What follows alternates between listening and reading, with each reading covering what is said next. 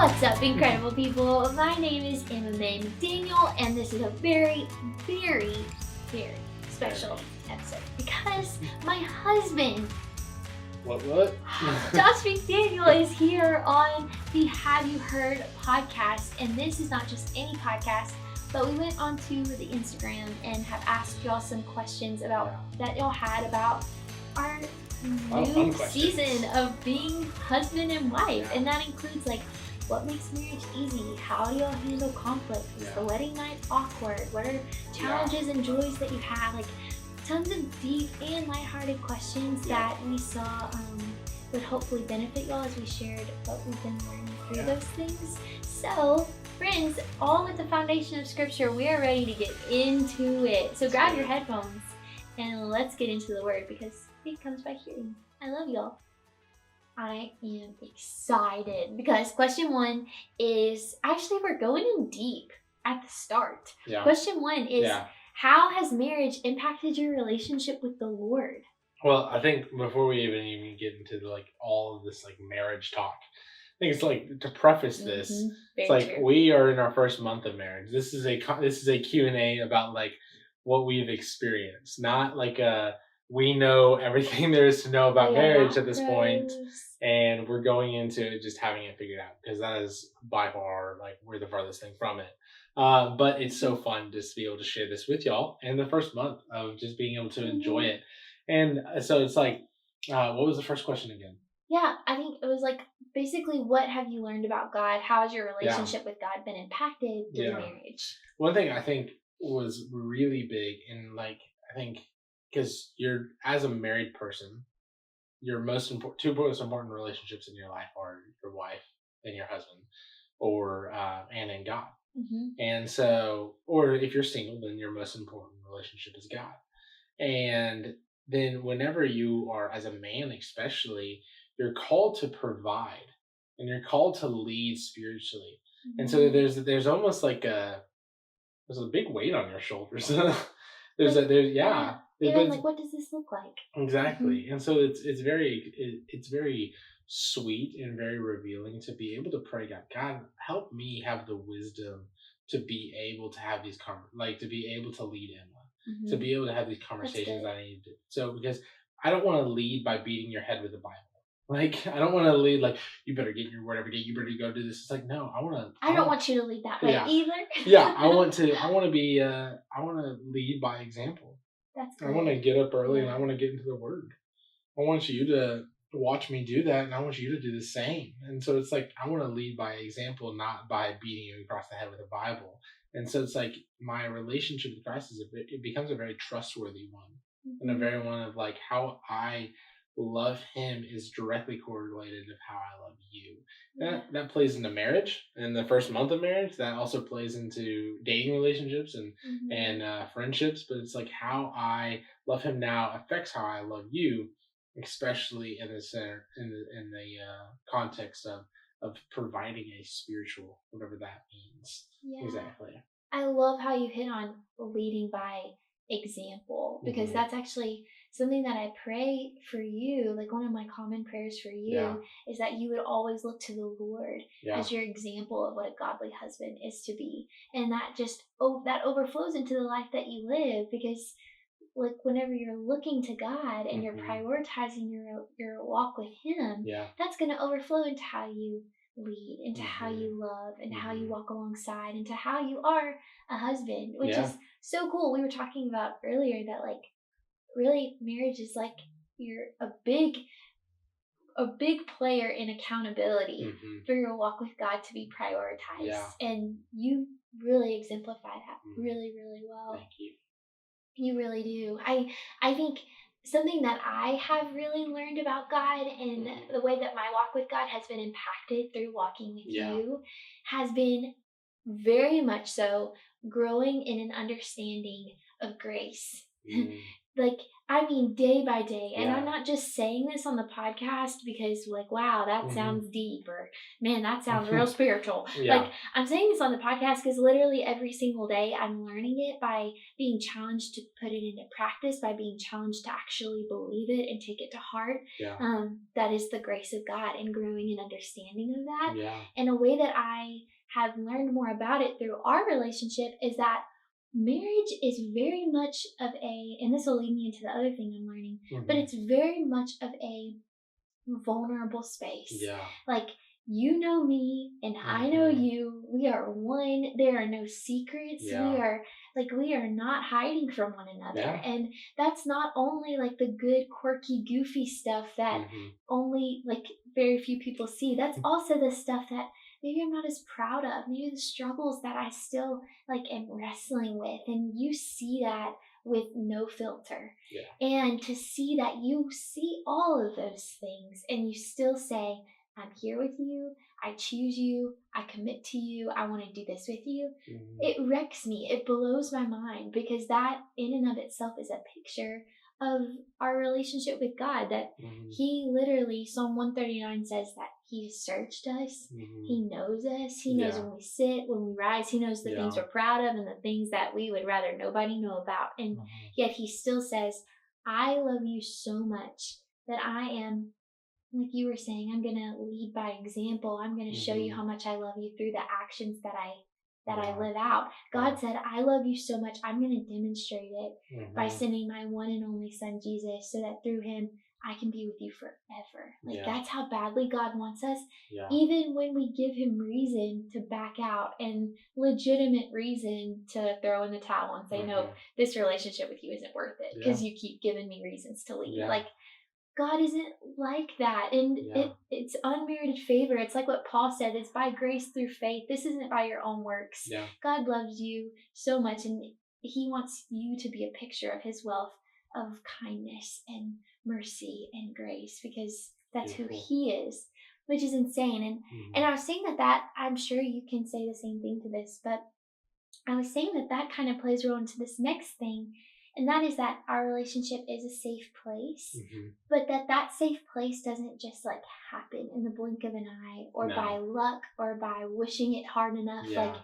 that happens through taking intentional risks of vulnerability and Mhm. being received with trust Yep. on both ends. Yep. And it's just been a picture that's been in our marriage, has been a Mhm. picture of our relationship with God, because our relationship with God is a safe place. His Mhm. presence is a safe place. Like, in Proverbs, it says that the name of the Lord, like, it's like a righteous tower, and those who run to him are safe. Yeah. But notice that I'm not going to know that he's safe if I don't run to him and take that risk of vulnerability, to be honest, to be known, to be totally in him, seen by him, Mhm. to be able to know that, wait, this is a trusted place. Yeah. Like, I'm fully seen by God, and I can trust him with all that I am. Mhm. And it's a safe place to be here with the Lord. And I just think it's cool that marriage is designed by God. Mhm. And so therefore, as we're walking this out together, figuring it out together, Yeah. you can't help but discover more of who God is through that. Yeah. You Yeah. know? That's so good. That is so good. Mm-hmm. Yeah. Yeah. But as it takes risks of vulnerability and building trust, like, Mhm. in the midst of that, there can be conflict, and there Mhm. can be bumps in the road, Yeah. and things that are unexpected, and yeah, all of that stuff. Yeah. And that kind of leads us into our next question, which Mhm. is, when conflict arises, how do you settle it? Like, what does that practically look like for you Mhm. guys? And I think Josh really pointed out something earlier when we were kind of just thinking through these questions together, Mhm. about the when, not if. I think you should just hear Yeah. that. I think. It's I really mean, good. because it truly is. It's not if, but when. And I Mhm. think the big part of that is when, like the question of when conflict arises, what are you gonna do? And so it's like it's being able to to strategically figure that out and Mhm. strategically understand that preemptively. I'm going to prepare myself. Preemptively, I'm going to know what are triggering points for Emma, what are things that may cause aggravation, and so I'm gonna figure those out. I'm gonna figure out how to be patient in those situations, or to how to like avoid those situations. Like I think if, and this is just an example that I'm coming up with in my head, but if my viewpoint on clean is having the shoes in the room, just thrown into the room, and that's clean. And Emma's view of clean is having to be the shoes have to be put up on the shoe rack. Well, we just have two different views of clean. One Yeah. of us isn't right and the other one's not wrong, but it's just figuring that out. And so, I can humble myself and see, okay, Emma loves it whenever the shoes are put on the shoe rack. So you know what I'm gonna do is I'm gonna Hmm. humble myself and I'm gonna do that so that um I can preemptively see those triggering points of aggravation and fight it before it even begins. Deal with it before it even begins, so I can be the loving husband now, be that selfless husband now that Emma's wanting to see. Yeah, that's so good. When I hear that, I think of thoughtfulness. Like just being Yeah. thoughtful about how you can love someone well, and but also knowing that it's not if, but is when. Like Hmm. conflict is going to happen, and something I've learned in the midst of Hmm. conflict and how to, and I am still learning to not have it mastered at all, like at all. But it's something that I've learned that helps conflict be resolved quicker and be resolved like with more productivity is understanding that the presence of the conflict or the disagreement doesn't have to mean the absence of peace. Like just Hmm. because there's conflict between Josh and I, it doesn't Hmm. mean that I have to shut down. It doesn't mean that there has to be chaos. Like Yeah. that's not the case. But actually, whenever I continue to practice trusting in God, assuming the best of Josh, seeking to understand him, not only be understood, like at like Hmm. all of those things and resting in the peace of God in the midst of talking through because communication, talking huge importance. But Hmm. as we're talking about it, like remaining at peace, it actually helps peace be brought to Hmm. the situation itself whenever I understand peace doesn't have to be robbed from myself in Yeah. the midst of that conflict.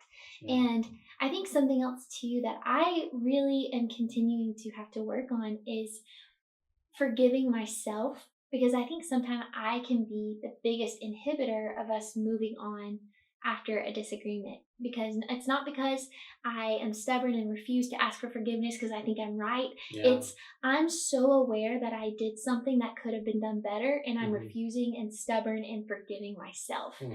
And that is sometimes the most least productive thing that could Hmm. happen in our disagreements Yeah. because Josh is like, I've forgiven you, I'm Hmm. moving on, but you're still sitting over there as though like we're Hmm. still talking about it. It's like this is not helpful. And so something Yeah. I've learned that I hope somebody listening to this can relate and be encouraged is practice forgiving yourself. Practice like and ask the Lord to give you an understanding of grace and Hmm. trust your partner. Like whenever Josh says that he forgives me, I need to trust him and Hmm. I need to forgive myself. And every single time I've done that and we've continued forward in our day, Hmm. I've been so thankful. And I Hmm. it always looks like a lot less time Yeah. being robbed from our day.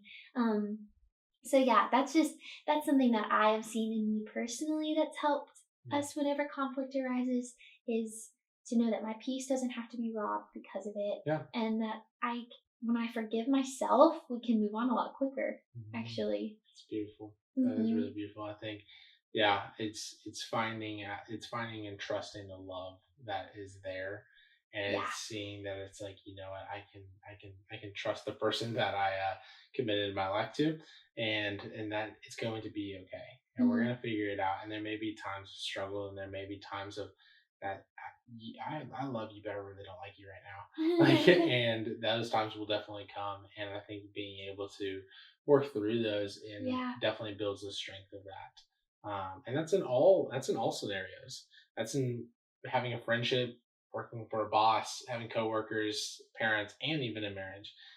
Just be able to preemptively see the points of aggravation and Hmm. see the points of arguments and not lean into it because I'm supposed to love others more than as I love myself, and I'm Hmm. supposed to be I'm not supposed to love doing evil. I'm not supposed to rejoice in that. And so I want to rejoice in doing good. And so rejoicing in doing good is seeing how Emma may respond to certain situations, and not living in fear, not living in I have to live in peace because this is how it has to do. But I can love Emma that way and seeing Mhm. it in that sense of the word.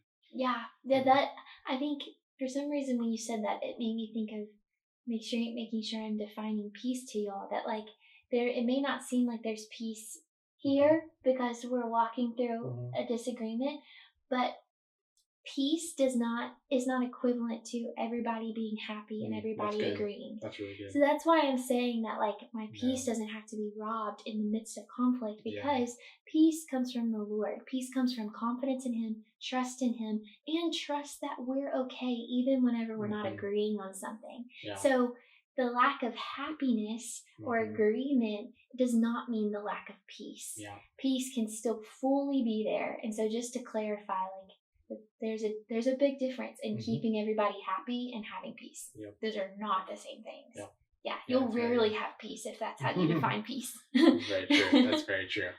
Yeah. Okay, this next question is fun because we're kind of able to answer it, but kind of Hmm. not. Yeah. We had somebody ask us, give us advice for being married in college, which is really fun because we're both about to be seniors Yeah. in college, but it's still summertime and we got married in summertime. Yeah. So we haven't technically been married Yeah. during like a college time yet. Yeah, we'll We tell haven't you. had We'll tell you. We'll classes. tell you how that goes. Yeah. But that's very sweet. It is very Mhm. sweet because even before, like, yeah, we haven't experienced, but we've been preparing. Yeah, And that's we've true. had people of wisdom and people um, of knowledge that have either done it before, Hmm. that have been married in college, or they're just wise counsel. Yeah. We've taken financial classes. We've done financial peace. We've talked to financial advisors.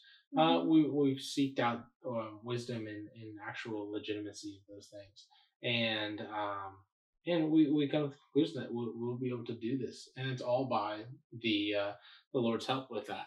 Yeah. That man does not live on bread alone, but by every word that comes from the Lord. And so it's like we will do everything that the Lord tells us to do, and Hmm. that we'll trust in Him, and that is where we'll get our bread of life, Yeah. and that's where we can trust in Him from that. Yeah, and I think that that's so good, like seeking the Lord and trusting the Lord in His guidance. Because although, like, as we sought discernment and wisdom, and we asked advice from people, and we looked at our finances and evaluated Yeah. them, and we saw like what would be most beneficial, what would be the best decision, like although for us that looked like, yeah, like we would not be setting ourselves up for failure by Yeah. getting married in this season. For some people, it's like actually looking at all those scenarios and seeking the Lord Hmm. probably would be wiser for Yeah. us to wait until we're out of college. So like Yeah. don't hear that and think like, oh, because they did it, we can do it and it's wise for us too. Yeah. Like evaluate your own life Hmm. and where you are currently and seek the Lord, like Yeah. because it may look different from Yeah. you to the person next to you, Yeah. which is really fun. It makes Hmm. like learning from each other all the more exciting because we Hmm. all have different journeys and different experiences that we Yeah. can learn from, Yeah. which is That's cool. awesome. Yeah. That's so good. Yeah. The next question that we have is what, oh, I love this one, is what new Mhm. qualities have you seen in each other since getting married? Yeah. Yeah. Well, I mean, as you and I because we were reviewing these questions a couple days ago, and I had to sit there and think about it, and one thing I realized is how servant-hearted you are, and it's not out of a servant-hearted mindset of like I'm doing this so that Josh will do it later. Like it's like I'm doing the clothes out of a servant-hearted mindset so that he'll know how to do the clothes and I won't have to do it anymore, or anything like that. But it's out of a love, and it's out of a caring mindset that like, man, I want the kitchen to look nice, or I want the bed to be Mm, made, or something like that. It's just simple things, but it's definitely I knew that you were before, but I think it definitely was seen more as we mm, since we're married now, since we're spending 24/7 with each other. yeah. And then I also see how picky at food you are. That if we have a single grain of dust on a blueberry, this girl will throw it away because she thinks it's bad for her. But yeah, it's sweet, and we have a lot of laughs. And We do. but yeah, you're awesome. I love it. I love you. I don't know if any of y'all have ever been this way, but I get really cautious whenever it comes to food that I'm preparing because though I want it to be safe to eat, and so I told Josh if we had $1 for every time I've come up to him with a sweet potato or a piece of fruit or meat that I'm cooking, and I've asked him is this safe? Is this okay? We would be very rich people. Yeah, we would be very rich. I can be very detail oriented and cautious in the details when it comes to food. and yeah, that's really encouraging though. Just thanks for saying that. I love you. Something that I've noticed, and kind of like what Josh said, I noticed this before we got married, but whenever you are with each other and you're married, you notice things at a more detailed, closer look than you did beforehand, which makes sense.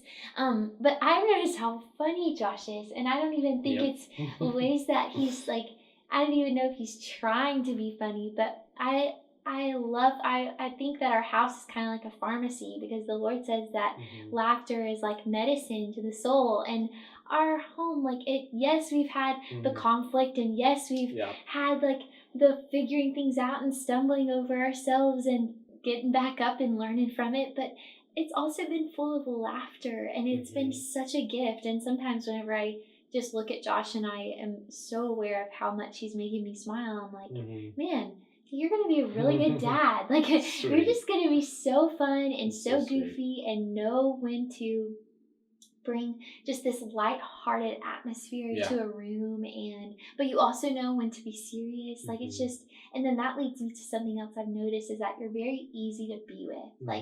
Whether I'm being serious, I'm glad. That's good.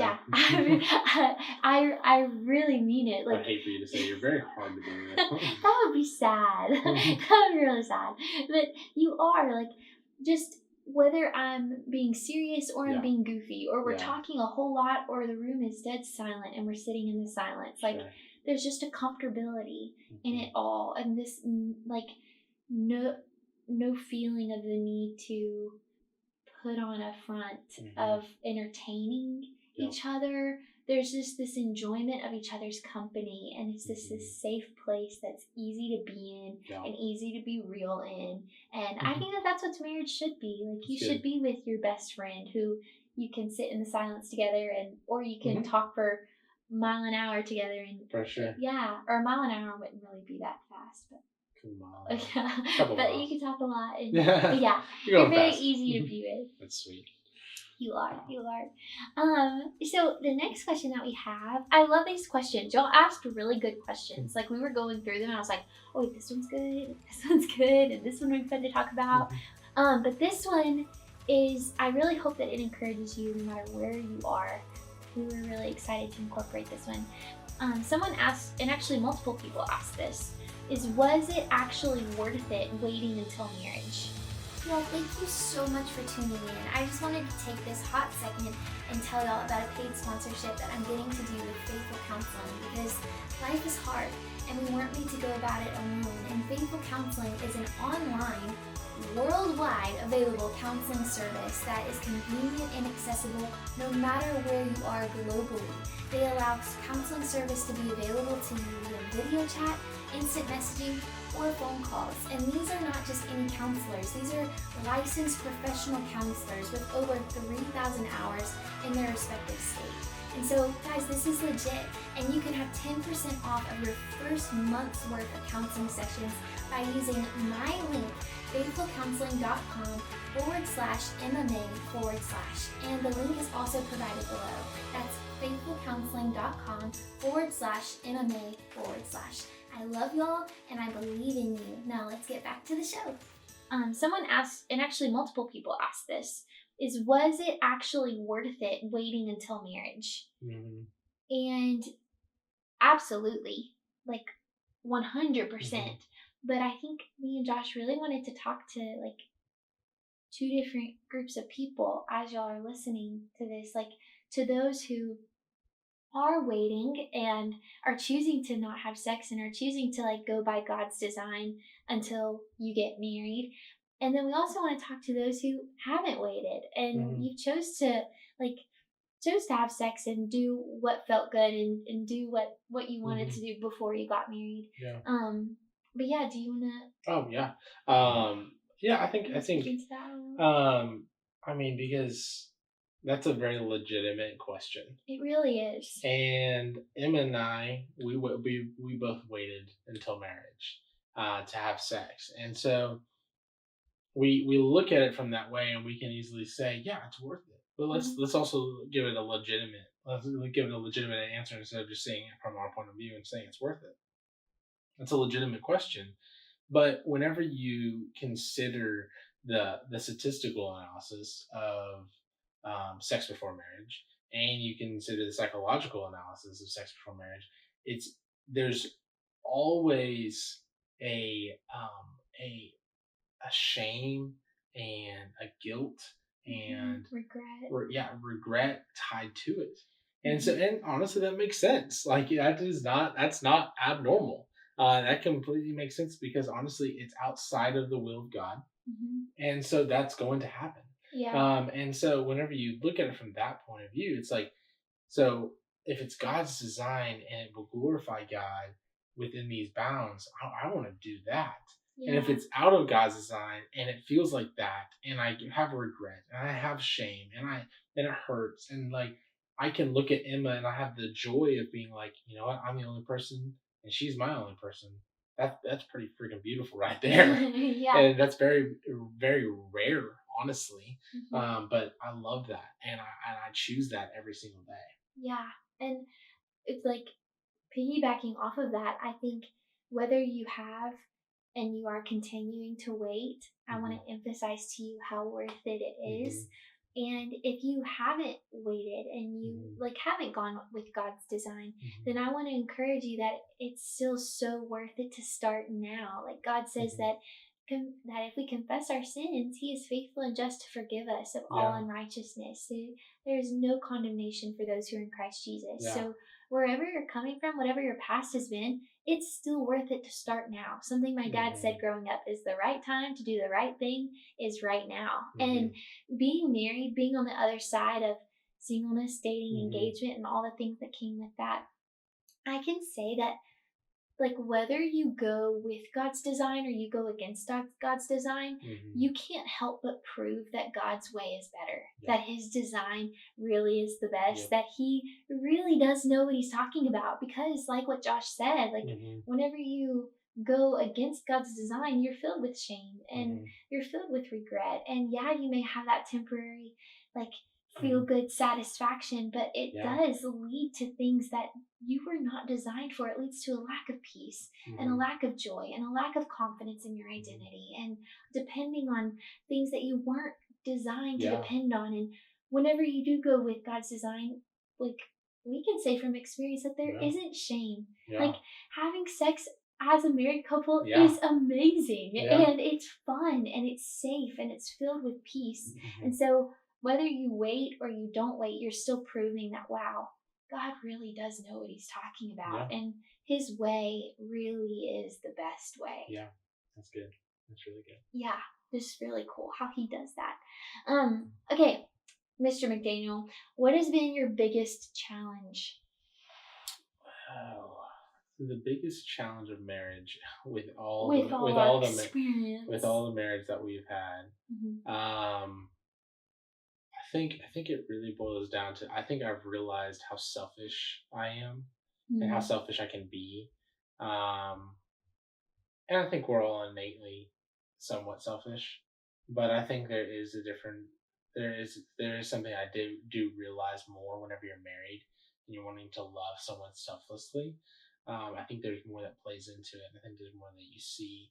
And so whenever it comes to doing the dishes or whenever it comes to making a bed or doing laundry or something simple in those three things or Mhm. whatever it is, I can find myself not wanting to, but not wanting to out of a choice of my own self desire, and instead of choosing the path of, man, I really want to love Emma right now. How could I love Emma? Oh, I could totally do the laundry. or I could totally do this or that. But instead, I'm choosing my own selfish um, choice and some own selfish pleasures to give myself an instant gratification instead of giving you the love that I want to give you, which is the longer gratification.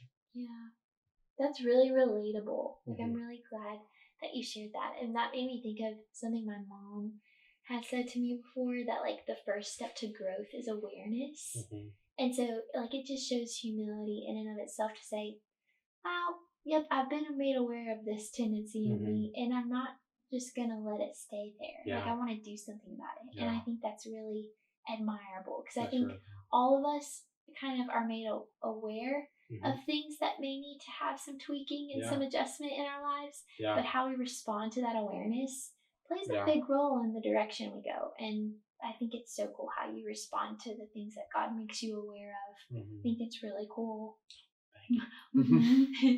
I think a way that I've been challenged is not just hearing and having the head knowledge of this, but actually grasping it at a heart and gut level. Yeah. That there is not a playbook of expectations Yeah. as a wife and as a married couple. Mhm. Because I think It's easy to think that. it's really easy to think that. And honestly, though, as I've evaluated my own self, I've noticed that it's not me expecting perfection from myself, but I think I will assume and perceive falsely that you are expecting perfection from me. And you've never communicated that, you've actually communicated the opposite. You communicated such grace and such love and such encouragement, but still I can like mind read, which is not good. It's Or not like a mind talent of assume. mine. Yeah. and I'll assume that. And so because of that, I will like constantly feel like I have this standard of doing everything perfectly, which what even is that? Yeah. And then constantly feel like I just can't win, or I'm failing, or I'm tripping over myself because I'm holding myself up to this unrealistic expectation. Whereas I really think that though there are times when it's really hard, I think that learning is such a joyful thing. Yeah. And learning is such a lifelong thing.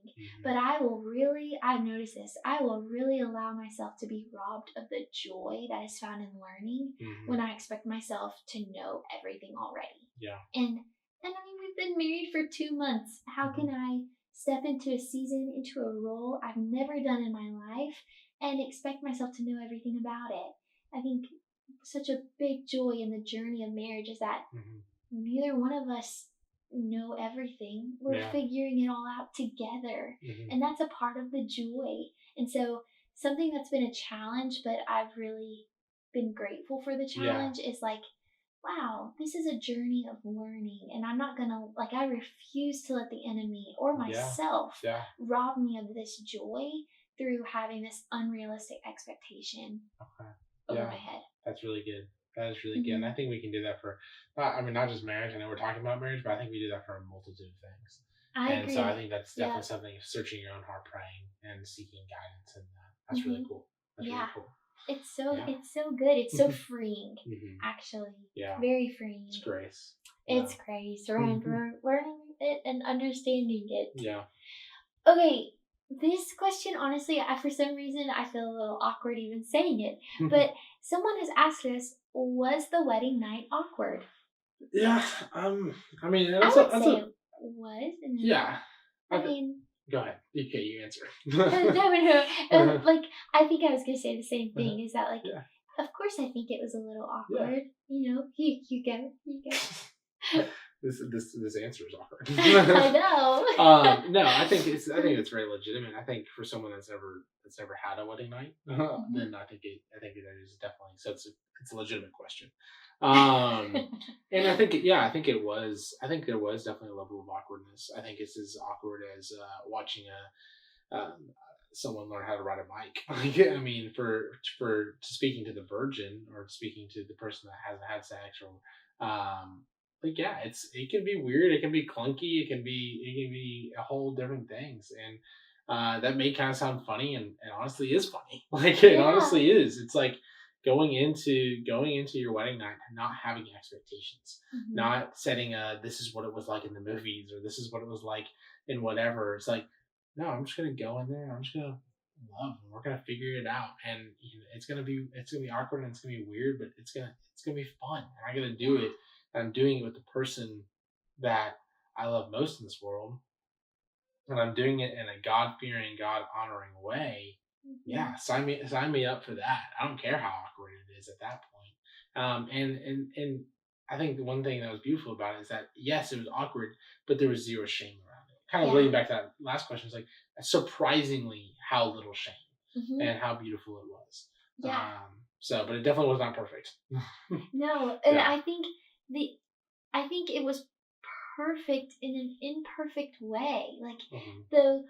the clunkiness and the things that happened that were unexpected and the things that were a little awkward and maybe a little uncomfortable because it was just vulnerable. Like a part of all of that is what made it so sweet, is what made it so memorable. And Mhm. I think that that's really fun. I love how you brought it like not having expectations Yeah. because we had conversations with like couples and with our Mhm. premarital counselors and with each other, of course, in the Mhm. right timing. And like that only prepares you so far. Like Mhm. there's also something that only experience can teach you. And I think that's where, again, like enjoying the process of the Yeah. learning and enjoying the journey Yeah. and understanding that a part of God's design in this is that Mhm. you do take that risk of being vulnerable Mhm. and you're trusting that they're going to receive you Mhm. and vice versa. Yeah. And even in sex, you're creating a safe Yeah. place of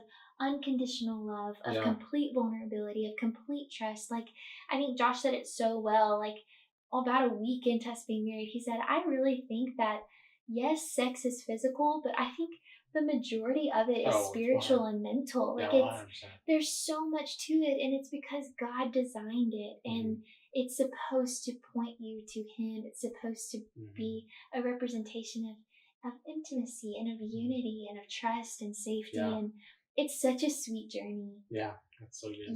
Yeah, that's good. Mhm. Let's see. Next question. One unexpected joy. What's your answer for this one? I think I have two. One of mine would be I knew that this was going to be sweet. It was something I was looking forward to leading up to us getting married. Yeah. But it is the bookends of our day. Yep.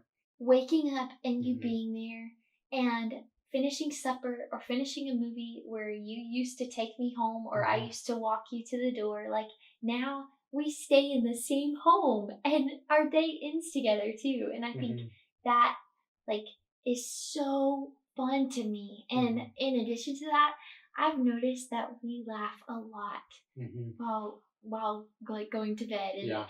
it's so fun. It's like so many things get funny. We live in an Yeah. apartment and so like we either hear a dog barking Mhm. just one wall over or we'll start laughing about it. Like it's just there's so much sweetness to being married and waking up Mhm. and going to bed and Yeah. being with your person. Yeah. That is so sweet. I do think the bookends of the days are the best part.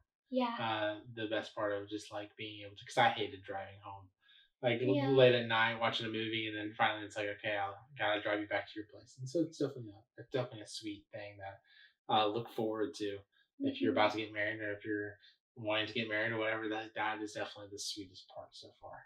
Yeah. Yeah. Yeah.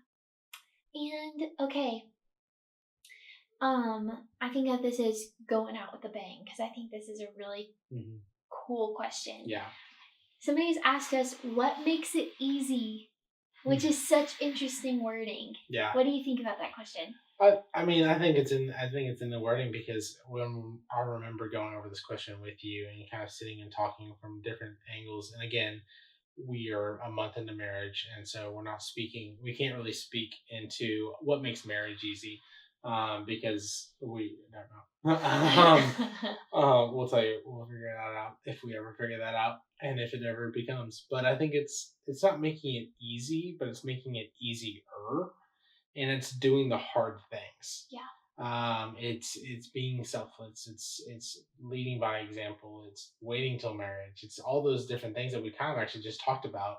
But Mhm. it's like how how is it easy? Well, it's not, but you can make it easier by doing hard things. So Yeah, that's so good. It is so true. Like yeah, it's easy through doing the hard stuff. yeah, And exactly. and also I think it's important to note that how are you viewing the term easy? Hmm. Because as Josh said, not easy, but easier. And something Hmm. that came to my mind as we were talking about it is like God didn't promise that it would be easy. Hmm. He actually promised that it was gonna be tough. Yeah, But he promised that it's good. That yeah, like we lack no good thing in him, and he designed marriage like, that's and right. because he's a good God, marriage is a good thing. Yeah, And that's right. so it makes sense that if we were to seek God Hmm. and put to death the things of our flesh Hmm. and walk in step with his spirit, Yeah, that we would experience the better way. that's We right. would experience the goodness that God True. designed us to experience in marriage. Yeah. But that requires doing the harder stuff. Hmm. Like as Josh said, like putting away your selfishness, like what I was Hmm. saying, is not shutting down in conflict, but choosing to be confident in peace. Like Hmm.